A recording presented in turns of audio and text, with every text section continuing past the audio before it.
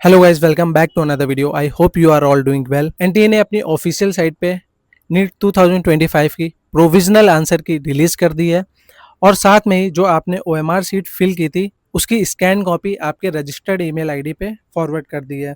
और उन्होंने आपको इनवाइट किया है कि अगर आपको लगता है कि कोई आंसर गलत बताया है तो आप उस आंसर को चैलेंज कर सकते हो, या फिर आपको लगता है कि आपने अपनी रिकॉर्डेड ओएमआर सीट में ए मार्क किया था और उसमें बी हो गया है, तो भी उस चीज़ को आप चैलेंज कर सकते हो।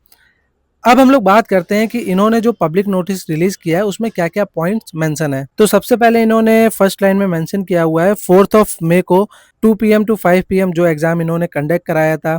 Provisional answer key scanned image of OMR answer sheet has been send on the registered email ID, जो कि मैंने आपको बताया कि आपके रजिस्टर्ड ईमेल आईडी पे उन्होंने ओएमआर सीट फॉरवर्ड कर दी है।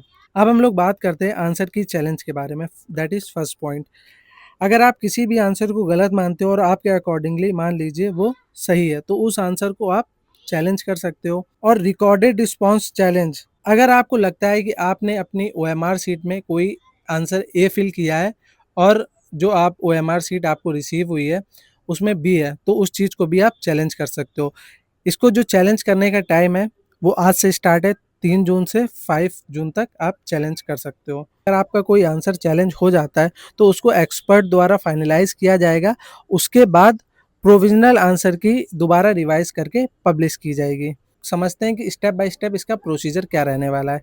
तो सबसे पहले आपको neet.nta.nic.in इस वेबसाइट पे विजिट करना होगा। उसके बाद आप स्क्रॉल डाउन करोगे तो यहाँ पे आपको आंसर की चैलेंज वाला सेक्शन मिलेगा। उसके बाद जब आप उसमें क्लिक करोगे तो फिर आप इस विंडो में आ जाओगे। अगर आप ऑलरेडी एग्जिस्टिंग यूज़र हो तो आप डायरेक्टली लॉग इन करके चैलेंज कर सकते हो। यही था बच्चों आज की वीडियो में। मिलते हैं नेक्स्ट वीडियो में। Till then bye.